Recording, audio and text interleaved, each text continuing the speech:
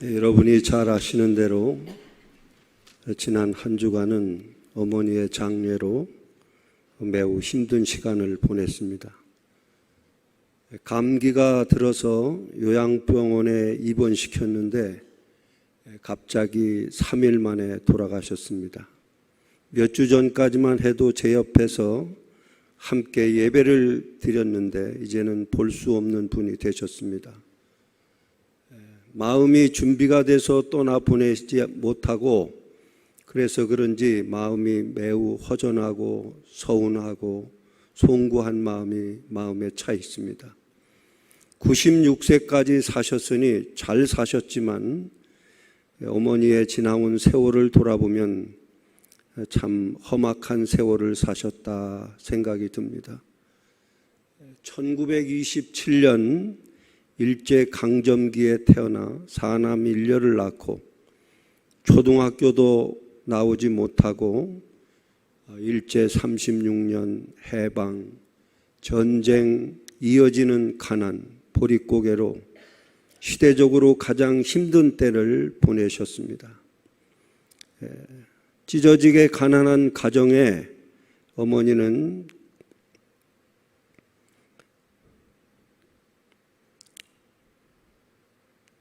가족을 어떻게든지 먹여 살리기 위해서 고향을 떠나 무작정 서울로 상경, 당산동 전재민 사택 방 한 칸짜리 7 식구가 함께 살아야 했습니다. 먹고 사는 생존 문제가 가장 시급했기 때문에 아이들 교육은 뒤로 하고 기름 장사, 보따리 장사, 행상에 나가서 또 하숙을 쳐가며 굳은 일을 하며 고생을 하셨습니다. 제 나이가 13살 때 초등학교를 졸업한 이후 저희들 가족은 모두 생활전선에 뛰어들어야 했습니다. 어머니가 동네에서 놀릴 수 없으니까 정식 중학교가 아닌 야간학교, 들어보셨는지 모르겠습니다만 고등공민학교라고 학교 못 간 아이들 데려다가 가르치는 그런 학교에 제가 다니게 됐습니다. 저희 집안은 본래 믿음의 가정이 아닙니다. 놀라운 것은 하나님께서 제가 다니는 고등공민학교가 선교사가 세운 학교라서 주중에 예배를 드리고 성경을 가르치고 기독교 정신을 심어주는 학교였습니다. 그때 저는 예배라는 것을 처음 드려보았고 성경책을 처음 만져보았고 하나님 이름을 처음 부르게 됐습니다. 그리고 처음 나온 교회가 바로 영등포 영문이었습니다. 그래서 영등포 영문은 제가 가장 어렵고 힘들었던 때 영적 고향과 같은 안식처였고 보금자리였고 삐뚤어지기 쉬운 청소년기를 신명나게 보내준 그런 꿈꾸는 자리였습니다. 이곳에서 온 가족이 예수를 믿게 됐고 좋은 성도를 만나고 좋은 집사람을 만나 구세군 사관이 되기까지 오늘에 이르게 됐습니다. 돌이켜보건대 고난은 때로 견디기 힘들고 괴롭고 아프지만 제게 있어서 고난은 하나님을 만나게 해주는 축복의 통로였습니다. 고난을 통해서 하나님은 온 가족이 예수 믿게 하셨고 고난을 통해서 꿈을 꾸게 하셨고 고난을 통해서 제가 마지막 하나님 앞에 헌신하는 사관이 되었습니다. 내가 만약 고난 없이 잘 먹고 잘 살았다면 하나님을 찾았을까 의심이 됩니다. 그래서 제가 좋아하는 성경 구절이 하나 있습니다. 고린도전서 1장 26절에서 29절에 있는 말씀. 형제들아 너의 부르심을 보라. 육체를 따라 지혜로운 자가 많지 아니하며 능한 자가 많지 아니하며 문벌 좋은 자가 많지 아니하도다. 그러나 하나님께서 세상에 미련한 것들을 택하사 지혜 있는 자들을 부끄럽게 하려 하시고 세상의 약한 것들을 택하사 강한 것들을 부끄럽게 하려 하시며 하나님께서 세상의 천한 것들과 멸시받는 것들과 없는 것들을 택하사 있는 것들을 폐하려 하시나니 이는 아무 육체라도 하나님 앞에서 자랑하지 못하게 하려 하심이라. 왜 하나님이 미련한 것, 약한 것, 천한 것, 멸시받고 없는 것을 택하셨을까요? 여기 그 이유를 밝히고 있습니다. 이유는 아무 육체라도 하나님 앞에서 자랑하지 못하게 하려 하심이라. 내가 구원받고 하나님의 자녀가 되고 은혜를 받고 존귀한 자가 되어서 하나님 나라 백성이 된 것은 나의 지혜나 나의 능력이 아니라 하나님께 있다라고 하는 것을 인정하기 위해서 하나님은 약한 자, 미련한 자, 멸시받고 천한 것을 택하신다고 하셨습니다. 내가 나의 은혜를 받아 하나님의 자녀가 된 것은 전적인 십자가의 은혜인 줄로 믿으시기를 바랍니다. 우리는 살아가면서 수많은 고난을 당합니다. 당하지 않으면 더 좋겠지만은 아마 이 땅에 사는 동안에 고난을 피할 사람은 한 사람도 없을 것입니다. 때로 저처럼 부모가 돌아가시고 어떤 때는 원치 않는 질병에 걸리고 또 어떤 때는 교통사고 때문에 장애자가 되고 자녀 문제, 천재지변, 고난은 언제든지 어디에서든지 누구에게든지 다가오는 일상입니다. 중요한 것은 고난 당할 때 그 고난을 어떻게 이해하고 어떻게 해석하고 어떻게 반응하느냐가 매우 중요합니다. 오늘 본문은 예수님이 날 때부터 소경된 사람을 고치신 이야기입니다. 제자들이 와서 조용히 물었습니다. 예수님, 이 사람이 날 때부터 소경된 것이 누구의 죄 때문입니까? 소경의 죄 때문입니까? 아니면 소경을 낳은 그 부모가 죄를 져서 이렇게 된 것입니까? 이 질문은 유대인들의 전통적인 사고방식을 표명하는 대표적인 질문입니다. 유대인들은 사람이 고난이나 질병, 사고, 불행을 당하게 되면 인과응보 사상을 들이대고 평가를 합니다. 저 사람이 저렇게 고난당하는 것은 분명 하나님께 무슨 죄를 졌기 때문이라고 보는 경향입니다. 그 좋은 예로 욥기서에 보면 욥이 하루아침에 재산 잃고 자식을 잃고 몸에 병까지 걸리게 됩니다. 그때 경건한 욥의 친구들이 찾아와 욥에게 제일 먼저 질문을 합니다. 욥아, 내가 하나님 앞에 무슨 죄를 졌는지 돌아보고 회개하라고. 하나님을 잘 믿는 네가 이렇게 큰 불행을 당한 것은 분명 네가 하나님 앞에 무슨 죄를 졌기 때문이라고 추궁한 것입니다. 세 친구 모두가 그랬습니다. 저희 어머니가 집안에 우환이 생기면 자주 하는 말이 있습니다. 내가 전생에 무슨 죄가 많아서 이런 우환이 닥쳤는가 하는 말을 자주 들은 적이 있어요. 사람은 고난을 당하면 바로 죄의 의식을 생각하고 죄와 고난을 대입시켜서 자기를 돌아보게 됩니다. 그러나 오늘 예수님은 본문 5절에 보시면 내가 세상에 있는 동안에는 세상의 빛이라 그랬습니다. 예수님은 세상을 빛으로 오신 분입니다. 오늘 요한복음 9장 선택한 이 본문의 1절에 보면은 예수께서 길을 가실 때에 날 때부터 맹인된 사람을 보신지라 그랬어요. 어떤 관점으로 날 때부터 소경된 이 사람을 보셨을까? 제자들이, 유대인들이, 바리새인들이 바라본 것처럼 그 부모가 죄를 졌든지 그 소경 자신이 죄를 졌든지 죄의 관점으로 보셨는가? 아니면은 빛의 관점으로 보셨는가? 여러분, 빛은 비춰지면 어두운 곳은 물러가게 되어 있습니다. 빛이 비춰지는 곳에는 생명 에너지가 들어가게 되고 안 보이던 길이 보이고 닫혔던 눈이 열리고 생물이 자라가고 옳고 그름을 식별해주고 살균 작용과 치료 역할을 해주는 것이 빛의 역할입니다. 세상의 빛으로 오신 예수님을 통해서 여러분에게 어둠이 물러가고 생명 에너지가 여러분에게 공급되고 안 보이던 길이 보이고 닫혔던 눈이 열리고 고난을 축복으로 바꾸시는 주님을, 가시가 은혜가 되게 하시는 주님을, 위기를 기회로 바꾸시고 상처가 영광으로 바꾸시는 하나님의 일을 경험하는 놀라운 축복이 여러분에게 있기를 축원합니다. 예수님은 날 때부터 소경된 이 사람의 문제를 어떻게 바라보셨을까? 요한복음 9장 3절에 보면 예수께서 대답하시되 이 사람이나 그 부모의 죄로 인한 것이 아니라 그에게서 하나님이 하시는 일을 나타내고자 하심이라.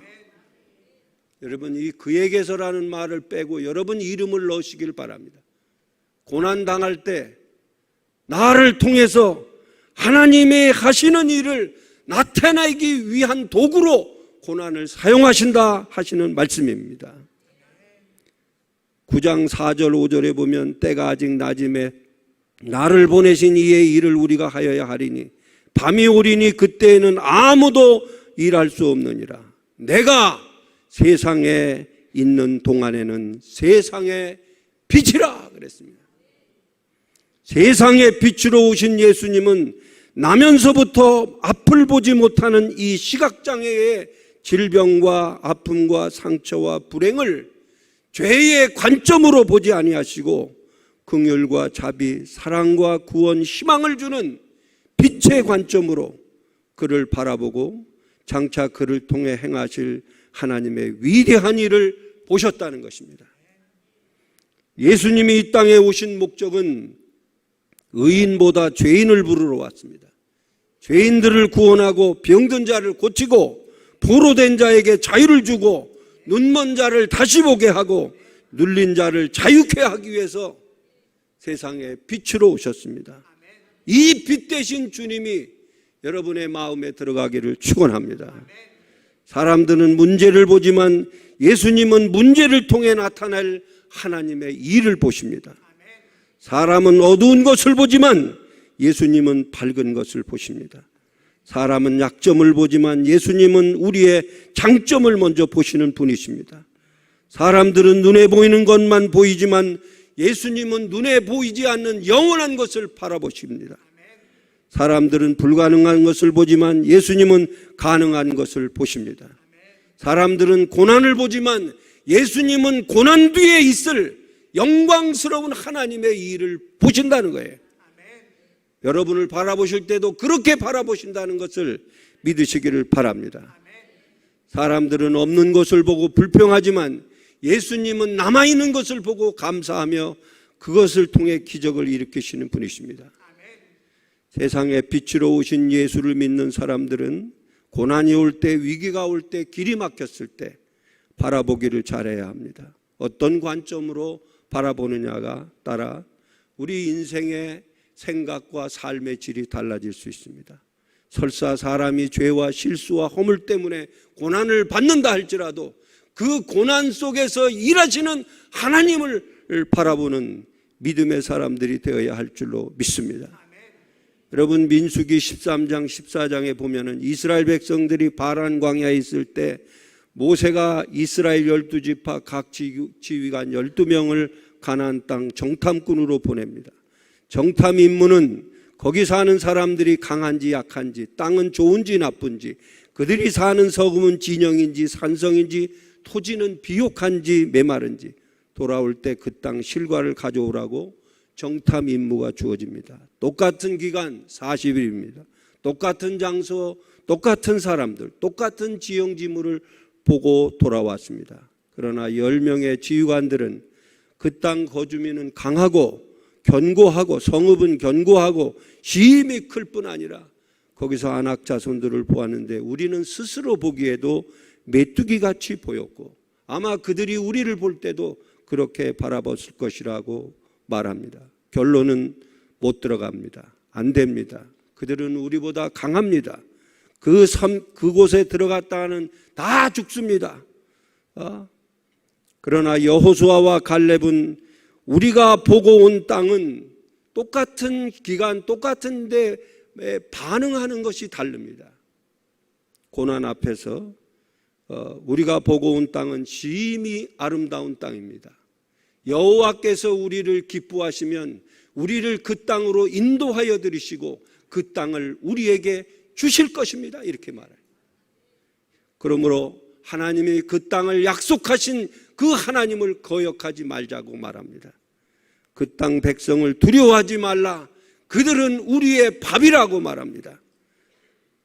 그들의 보호자는 그들에게서 떠나갔고 여호와는 우리와 함께 하신다.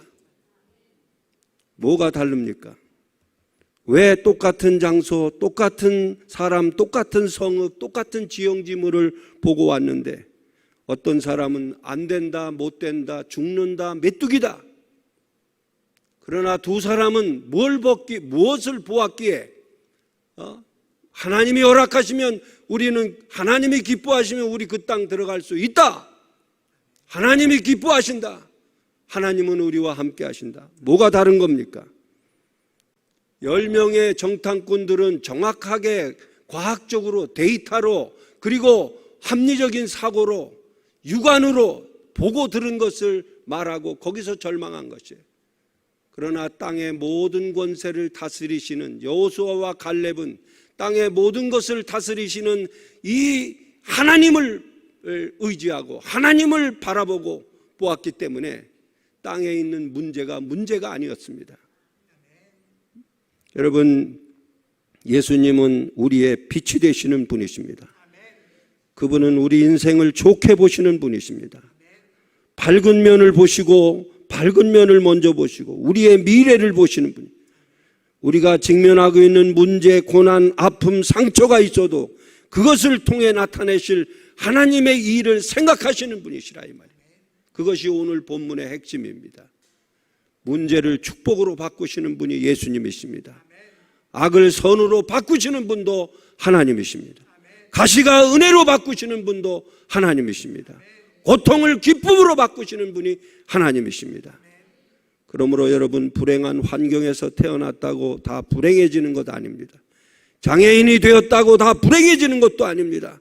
가난하다고, 병들었다고, 실패했다고, 흙수저로 태어났다고, 가진 게 없다고, 늙었다고 다 불행한 것이 아니라는 것입니다.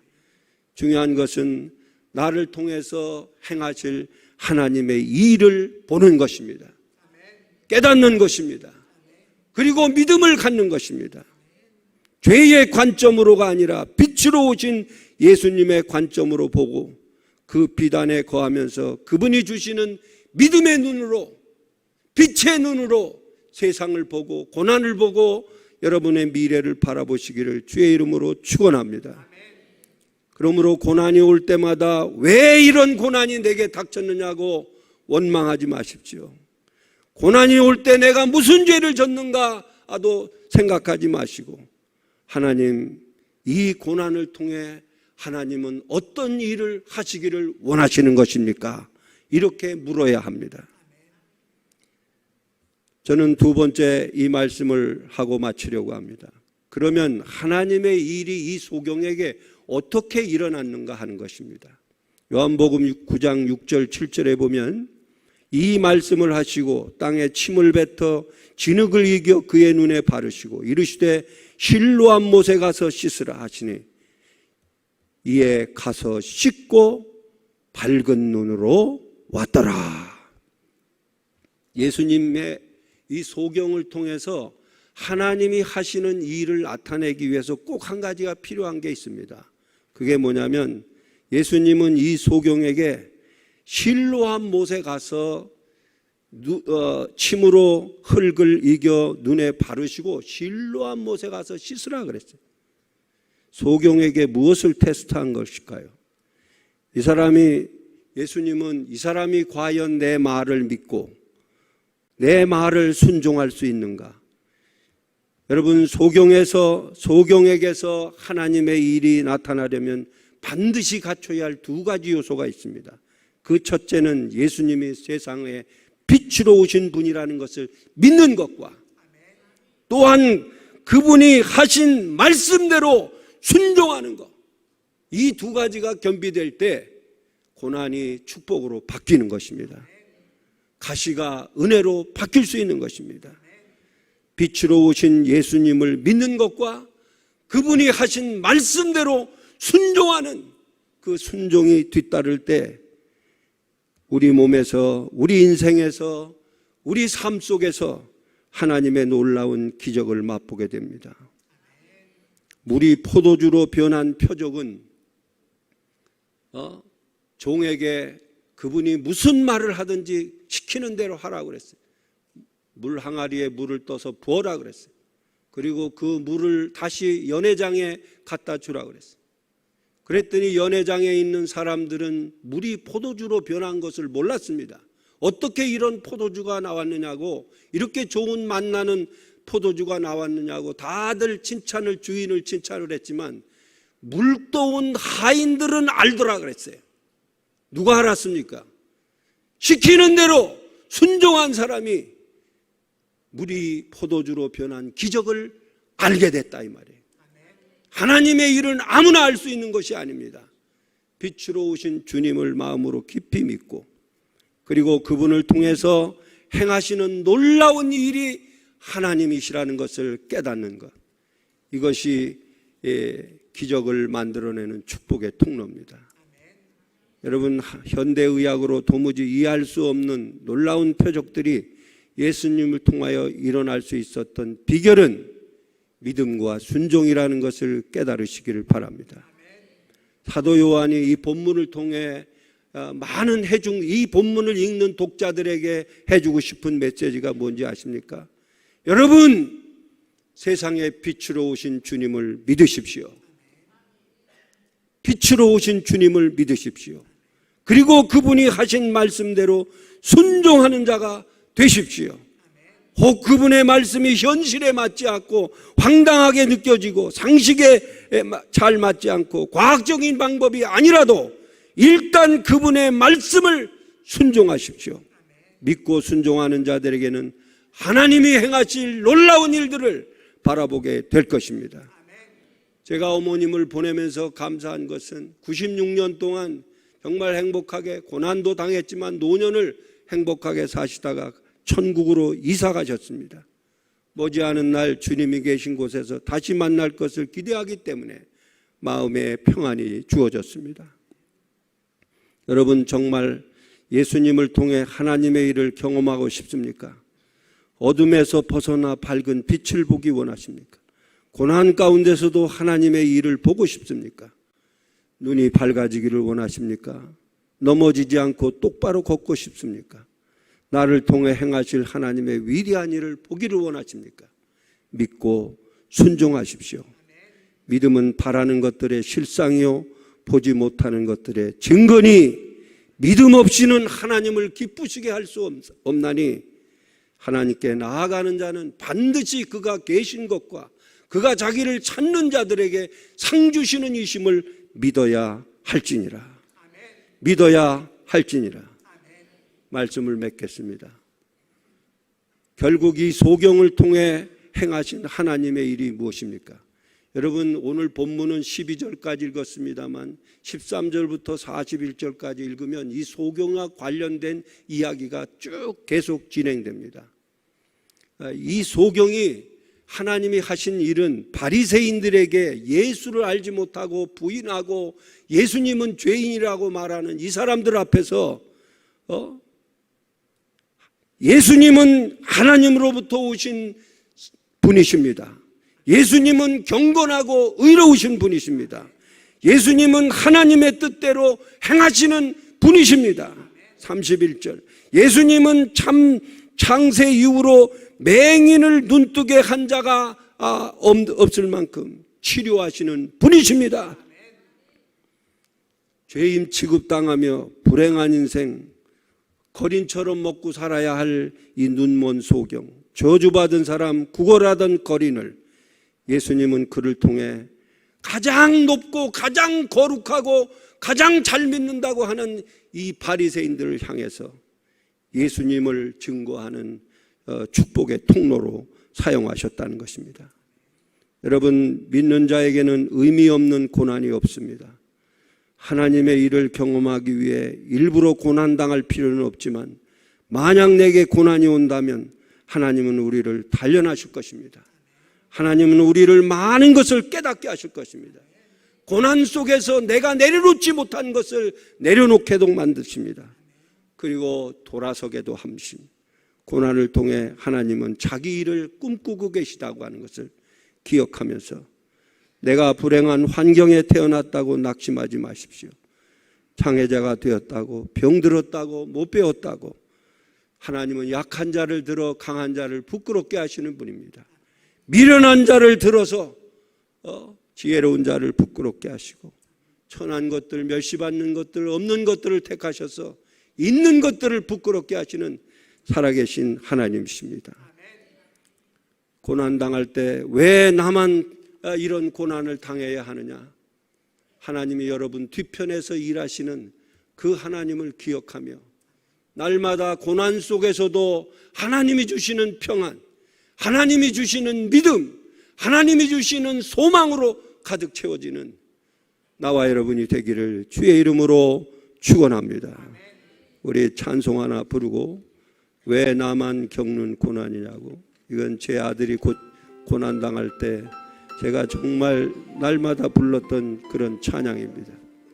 이 찬양을 우리 함께 부르면서 기도하는 시간을 갖기 원합니다. 왜 나만 겪는 고난이냐고 불평하지 마세요.